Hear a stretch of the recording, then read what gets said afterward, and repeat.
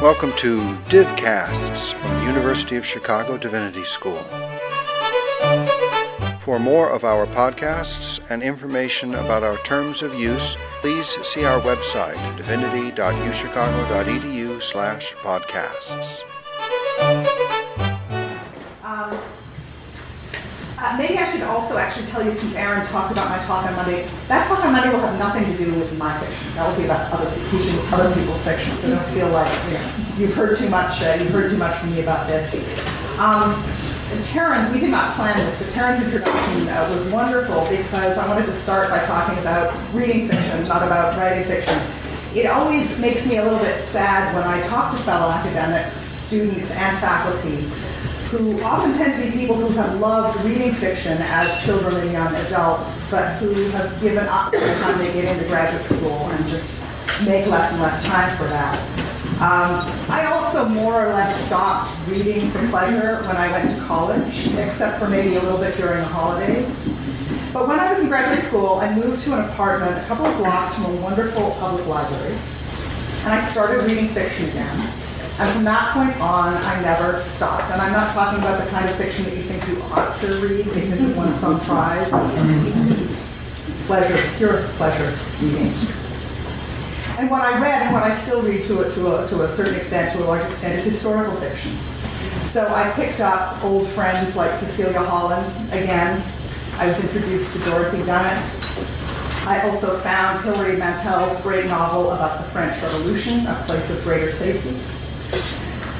And I appreciated, and I still do, the way good fiction can make me inhabit a place and a time not my own. It was really how I got interested in the Middle Ages, and I still appreciate it. But one thing that frustrated me and frustrates me about a lot of the historical fiction I read, especially when it covers my own medieval period, is its handling of religion. Too often religion appears to exist only in caricature, with its main characters out of place, post-Enlightenment rationalists, plunked down in the middle of the tolerant of everything except for the church. And I was not obviously looking for the opposite side of that story, the story in which we have nothing but good-hearted religious people, simple and true, living in the Middle Ages. I was really looking for something that would convey the complexity of what it meant to be religious in the Middle Ages. The variety that was there, how it was the framework behind their assumptions about the world, but how we don't really understand that framework yet, and it's far more complicated than you might depict. People often ask me why I decided to write a novel, and there are actually several true answers to that question. Here is one of the answers. Shortly after I arrived at the Divinity School, the Martin Marty Center was reconstituted. I think that's the right word. And its mission was directed towards engagement with the public about the study of religion. And the faculty were asked to think about the public, a public component of their work. And this filled me with terror. I was deeply insecure as a medievalist with the idea of trying to say why this is something that the citizens of Chicago should care about. How can I communicate with the public about what it is that I do? So the answer actually came quite quickly. Write fiction. That was a way to... I felt like I knew a lot of stories that I couldn't tell in my academic writing, that I knew people would be interested in, and fiction was the way to tell those stories. If I didn't like the way the medieval world was understood in popular culture, why shouldn't I try to create something that was better, something that I felt was truer, something that would be more satisfying to me?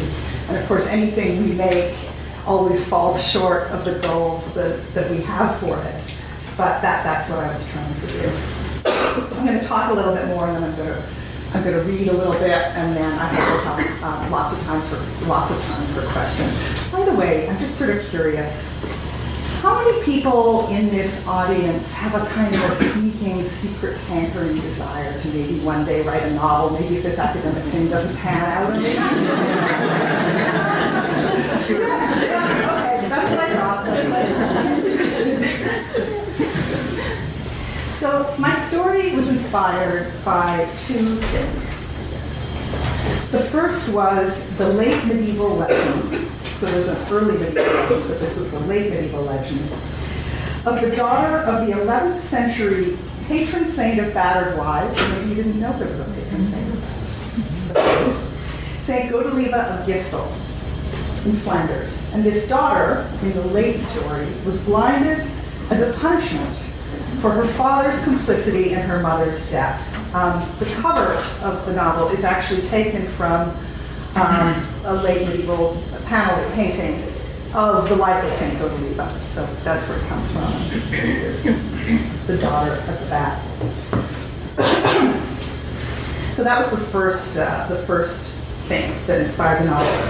The second was a reference to an otherwise unknown Gebirge of Flanders in the 12th century Pilgrim's Guide to Compostela. This sort of guidebook, we actually have a facsimile of one of the manuscripts at the Regenstein Library, of this, what is called the Pilgrim's Guide to Compostela. It always seems to me less like a guidebook and more like a travel brochure. You know, come visit the sunny deep plains of Spain, and you'll have a wonderful time, really. So there's this odd reference to this woman as being part of the creation of this manuscript. So these two separate little clues came together in my imagination, and I had to journal with my story. It's a story about faith and about friendship and about illness and healing on the pilgrimage to Compostela, set against a background of royal and papal politics, the rise of Cluny, the spread of the Romanesque, all of these things we may remember from our survey of medieval history. When I began writing, so I knew who my main character was. I knew how it was going to end. I knew one climactic scene a few chapters from the end that was going to lead to the final climax. And I also knew the scene that I'm going to read to you now, which is something that comes from right in the middle of the book. It was one of the first parts of the book that I wrote, and writing it helped me to kind of get into the head of a blind heroine and think about how she would encounter the world. I'm going to read it to you because I think it shows a little bit about how the book uses religion in different ways. I thought it would be interesting. I know you're not all from divinity school, but I thought a divinity school audience might find that an interesting aspect of the book. When we meet our heroine, she's the companion to a young noblewoman named Caterina, and they're crossing the Pyrenees into Spain in secret because of the different political tensions in the region. They and their escorts are attacked. Gebirge's horse panics and takes off. She is thrown and rendered unconscious. So we meet her as she begins to revive.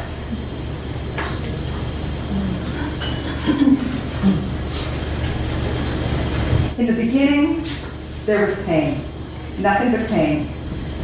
She became aware that she had a body and that the pain was in her body, filling its every inch. It was torture to move. Over the pain, she felt air cool on her skin. From the chill, she realized night had fallen, but she had no idea how much time had passed, nor how long it would be before dawn.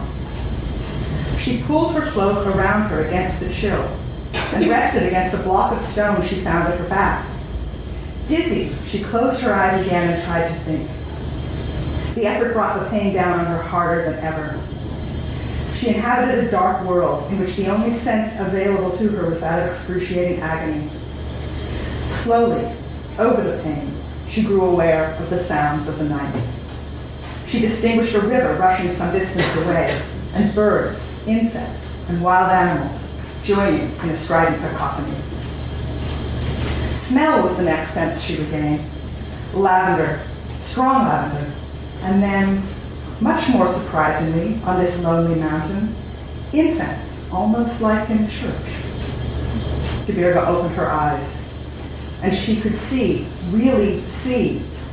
And before her was an apparition of horror, A black wolfhound, a giant, but not on 4 feet like a normal dog. This wolfhound was standing upright like a man. It did not menace or threaten her, but under its gaze she felt herself to be entirely alien, an unwelcome intruder in a land not her own. The hound raised its black muzzle and howled loud into the night. Unbidden, she recalled the things that lurk in the dark Pyrenean nights that Amory had told them about, San Martin Siki and Angotokumari and the Basajam who build monoliths. She felt the stone at her back, cold like ice. And Gaueko, the wolfhound who walks like a man. She screamed soundlessly at the apparition, and everything went dark again. She was alone in the night. She never knew how many hours it took for consciousness to return. This time, her first thought was of the attack. They were riding, coming through the mountains, and then they were assaulted. She must have fallen. She recalled the assailants coming upon the company without warning. The sudden confusion as they struck, the shrieks of the men, and the sick sound of cudgel breaking bone. How could such a strong party as their escort be attacked so easily? Her head was too muzzy to figure it out. Other memories surfaced. Katerina shouting her name, Lisa, barking. Katerina, Lisa, she called. The effort made her head throb once more and was in vain. No one answered, and she was alone on the dark mountainside at night. She did not call again. Who knew who might hear? Their assailants might still be close. She strained her ears to distinguish the sounds of the night and heard a gentle voice, close by, hailing her softly and breathing. Gebirga, well met. Who's there? Who are you? She instinctively drew back.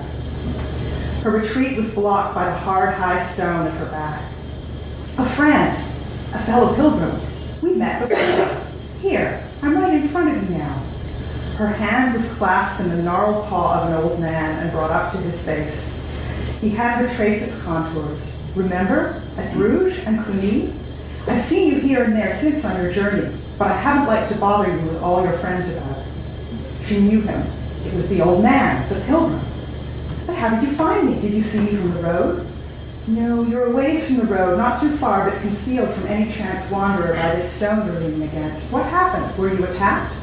Yes, we were, she said, and then sat up tall. Katerina, did you see Katerina on the road? A young girl? The girl I've been traveling with? He paused before answering.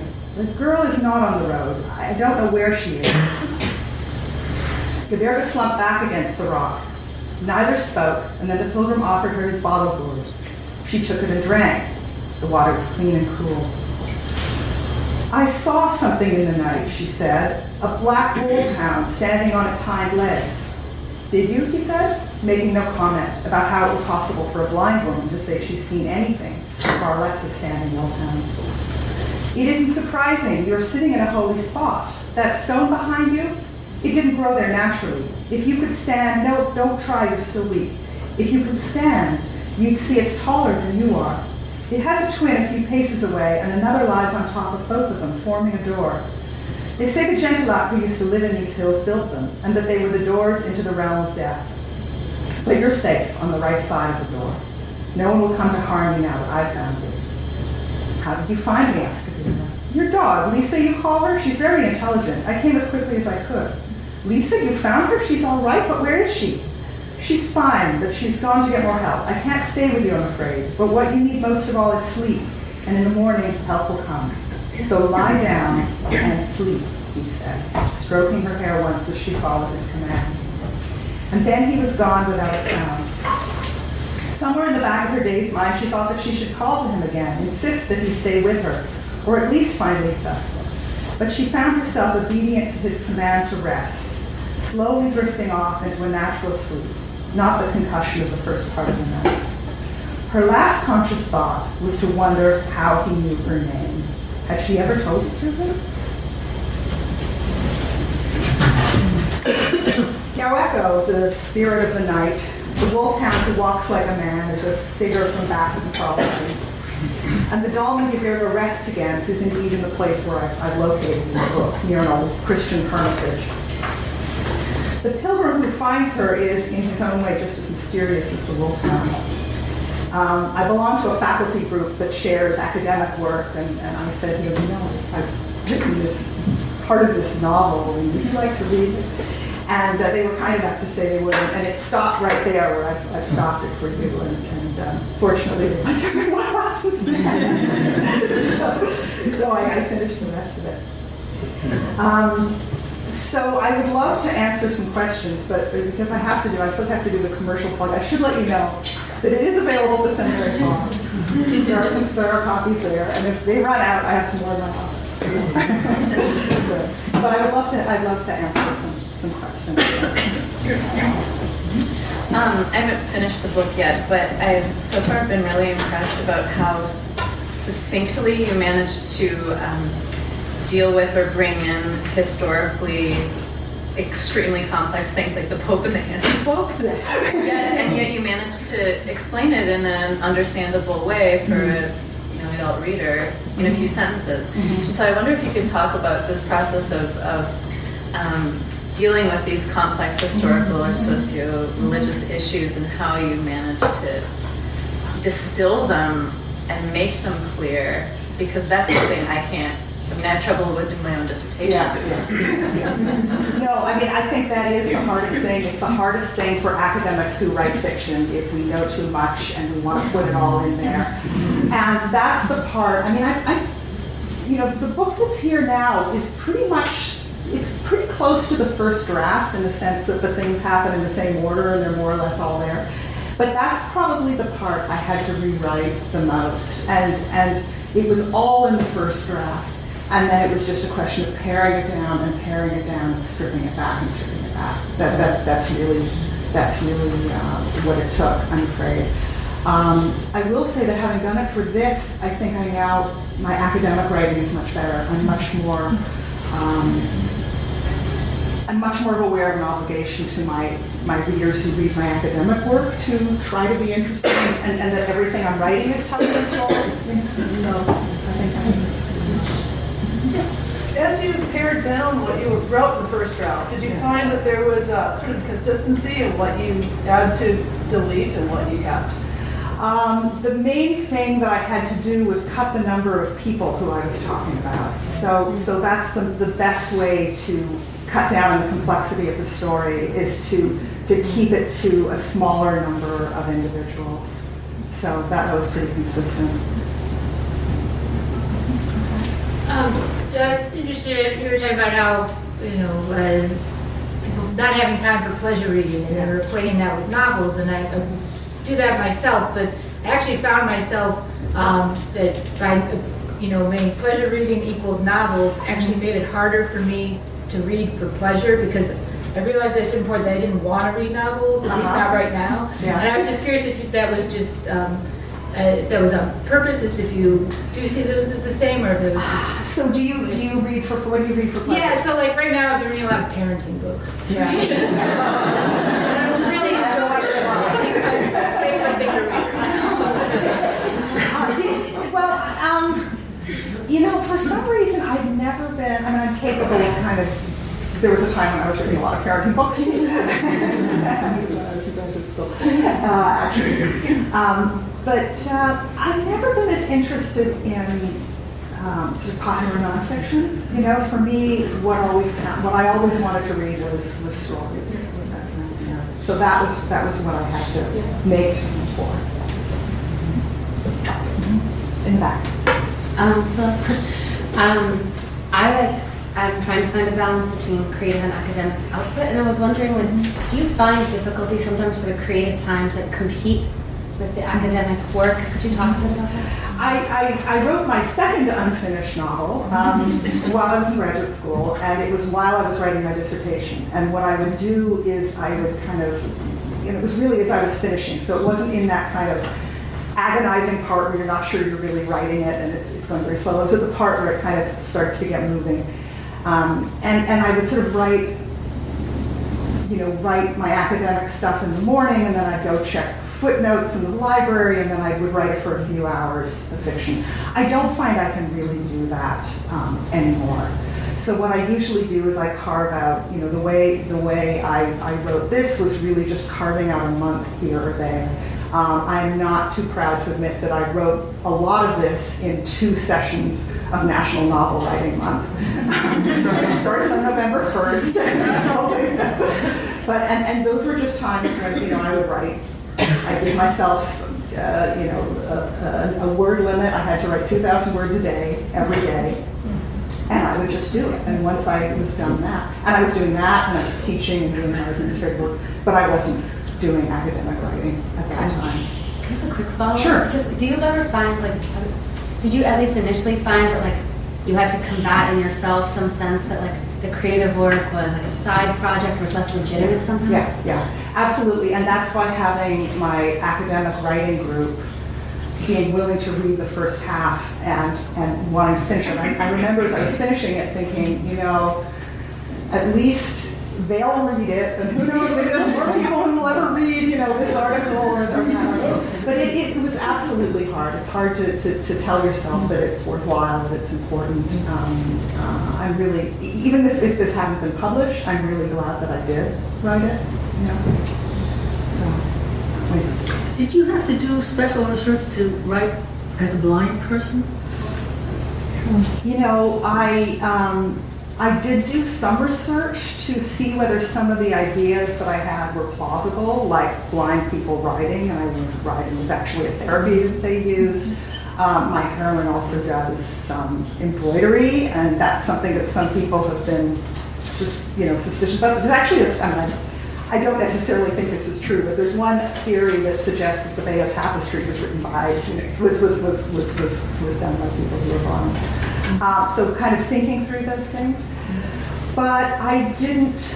You to walk around with a blindfold one day? I didn't do that. Because I don't think it would be the same experience. What I can't see today is not, it's not what it would have been like for her.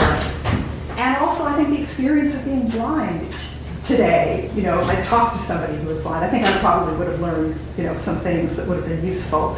But the experience of being blind now is not the same as it was then. She was in a very small world.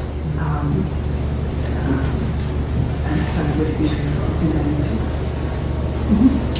What do you want sort of layman readers to come away from your book knowing for the first time about the spiritual consciousness of the Middle Ages? Well, they say if you want to send a message, use Western Union, don't write a novel. So I try to remember that. I think that, I don't have any one particular answer that I want people to get out of it. And I definitely wrote sections of it that different kinds of readers who come from different perspectives can interpret very differently. Like the section that I read right here. We could easily have a very rational explanation for what happened to her in the night. She's hit on the head and she's all alone and she's hallucinating. We can come up with all sorts of, everything that happens in the book, we can come up with all sorts of contemporary explanations why it makes perfect sense. But I think I wanted to write in such a way that you can kind of see that, and also the gap with how she would have interpreted these things, to show how the way she would have interpreted these things is different than the way we would. That she has a different framework for interpreting her experiences in the world.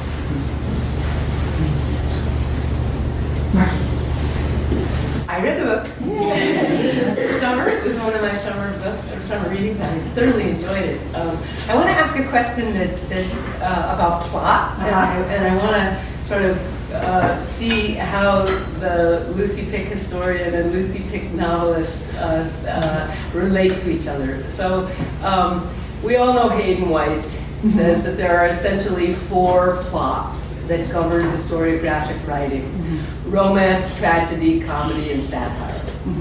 And so for him, all historiographic work is in some sense, it's an inaugural event and a terminal event and some sort of plot structure that unites the two in some way. And at some point becomes predictable in the sense that if we know what genre we're in, we know where this is probably going as an historiographic account.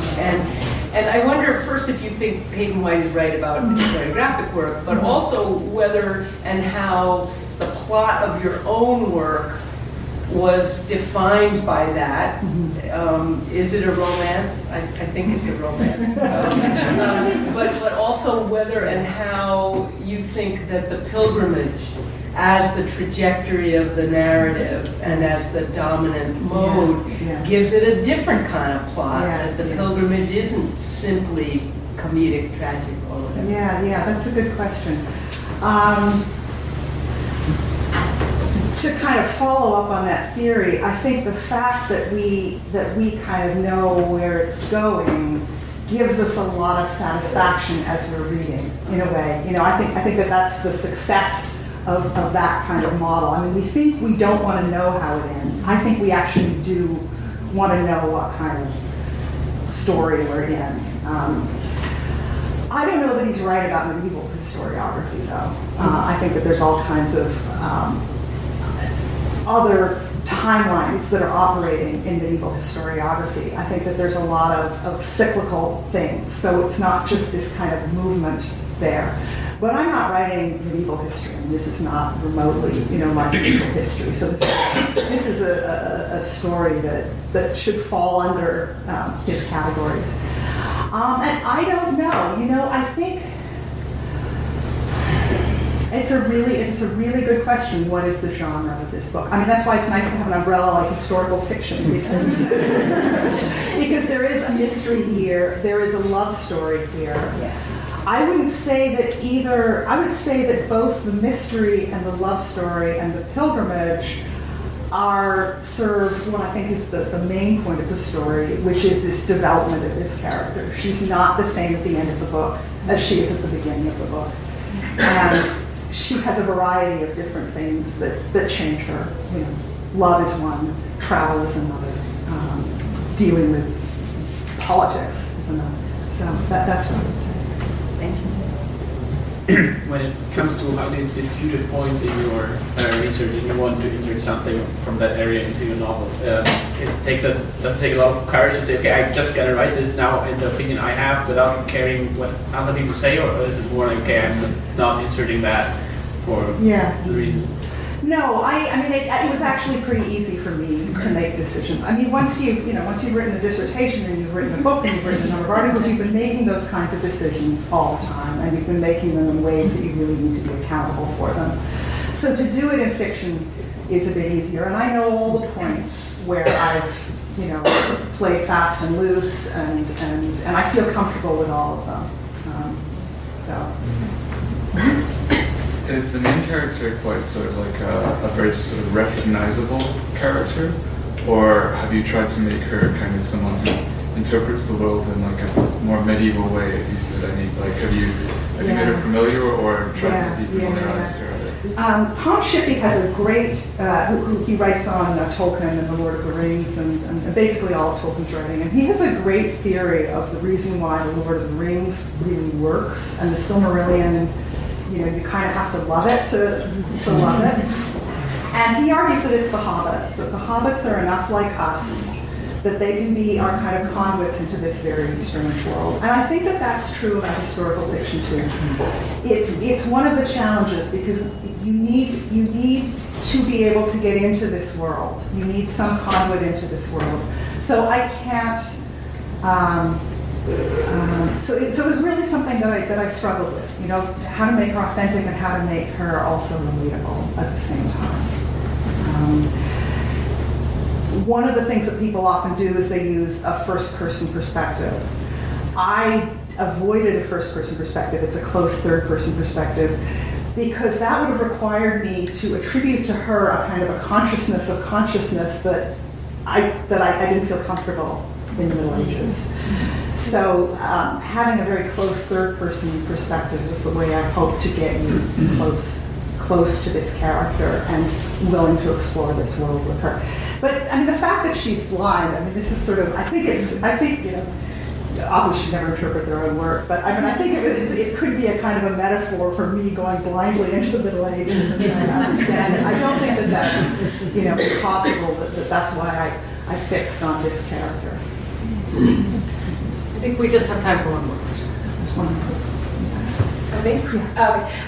So I was just wondering, kind of, genre's been mentioned, and kind of, writing academically and then writing kind of this fictional writing. So I'm kind of wondering what your opinion is on the academic novel and like the notion of like that as this like subgenre, because I remember like reading one and kind of feeling torn that it was like a facade kind of for like if you have something academic to say, write an article, but at the same time feeling like that I mean, your point in the beginning that an academic knows too much, I feel like that it makes a lot of sense to me why you would put it kind of in that novel form. So when you're talking about an academic novel, I was thinking at first you were talking about things like David Lodge.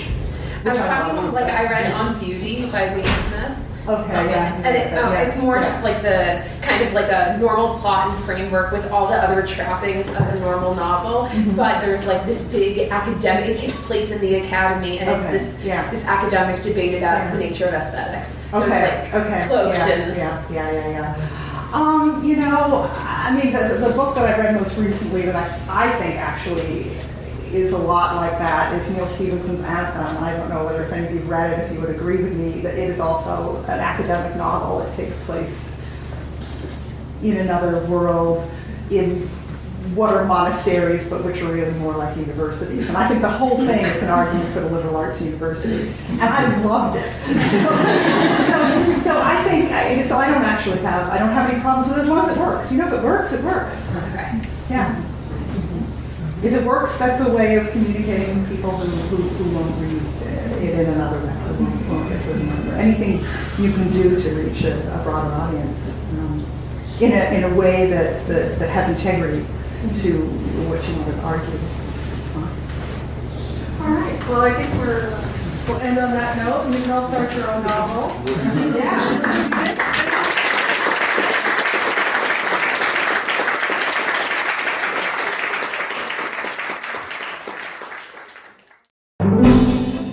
We thank you for listening to or viewing our podcast. For more information and for other podcasts, please see our website, divinity.uchicago.edu/podcasts. Copyright, the University of Chicago Divinity School.